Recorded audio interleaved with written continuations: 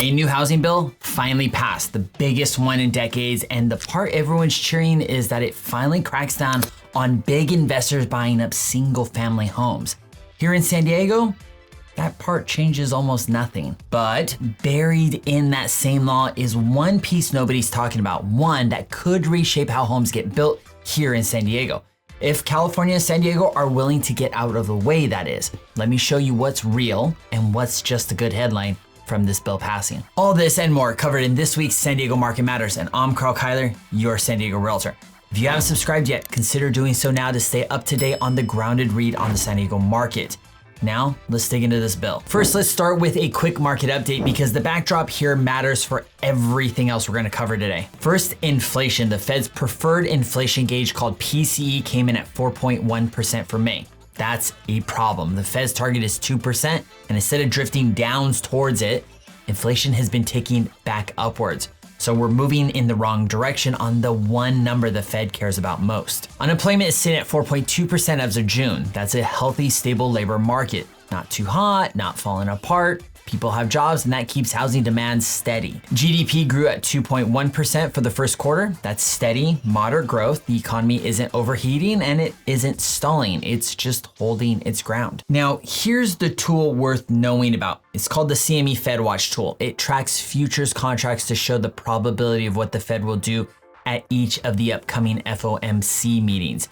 Think of it as the market's collective best guess on what's gonna happen next. And right now, that guess says a lot. Heading into the Fed's July 29th meeting, the market sees nearly a 90% chance the Fed holds rates right where they are.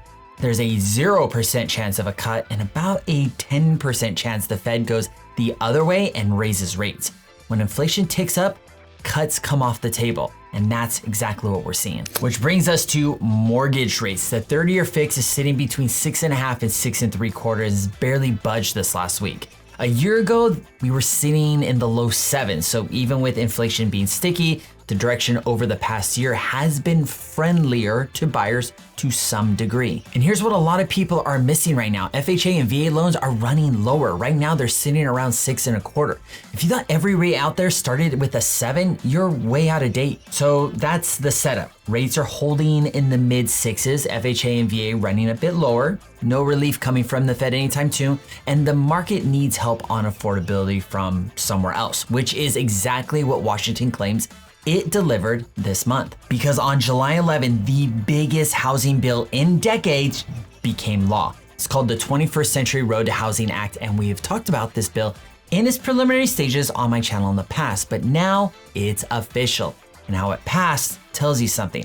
President Trump refused to sign it, but he didn't veto it either. Thank you, Jesus. So it became law on its own, and both parties are taking a victory lap. Democrats calling it the biggest housing bill in a generation. Republicans are calling it a win for families.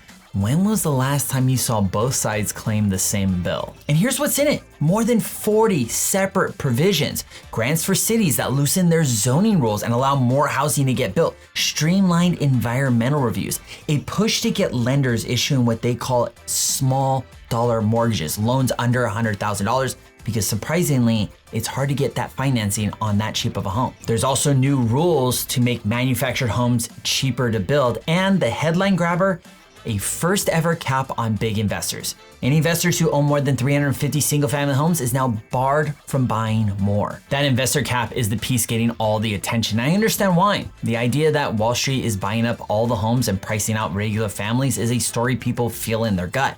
So a law that says enough feels like a win for the people. But here's where I have to be straight with you about San Diego. That cap does almost nothing for our market. The big institutional investors, the buyers, the ones who own hundreds of thousands of homes, were never really a force here. The numbers don't work for them in San Diego. When the median home is $1 million, giant investors can't buy it, rent it out, and make the math pencil.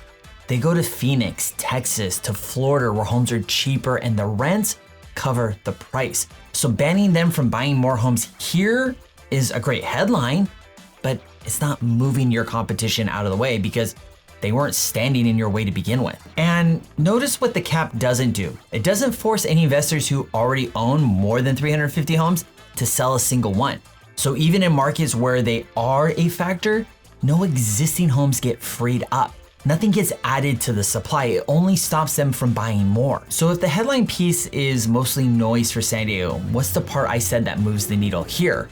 It's the manufactured home piece. The law works to cut the cost of building manufactured homes and pre-approve certain housing designs, things like accessory dwelling units, duplexes, and townhomes, so that they don't have to fight through a custom approval process every single time. Now, San Diego already knows ADUs. We've had an ADU boom for years now, so the idea of faster, cheaper, pre-approved building isn't foreign here, and this is where I think the real future is. Manufactured homes have had a bad reputation from decades ago, but today's versions attached to a permanent foundation are a legitimate path to building single-family homes faster and for less money. In a market as expensive as ours, anything that cuts the cost and the timeline of building is worth paying attention to. Here's the catch, and it's a big one. This is a federal law, and in San Diego, the thing standing between you and a cheaper, faster home isn't Washington. It's California and its local building guidelines.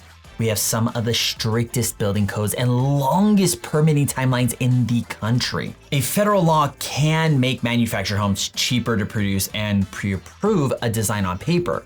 That does no good if you still have to spend months and a small fortune getting it past state and city requirements. So the upside is real, but it runs straight into a wall of local red tape that this federal law doesn't touch. That's the honest read on this whole thing. The law is genuinely a big deal nationally, but it doesn't do anything about mortgage rates. It doesn't fix the lock-in effect keeping sellers frozen in their low-rate homes. And the two pieces that could help San Diego most, the ones that make building cheaper, only work if our state and city decide to meet them halfway. So what should we do with this? If you're a buyer, don't wait around expecting this law to crack the market open for you.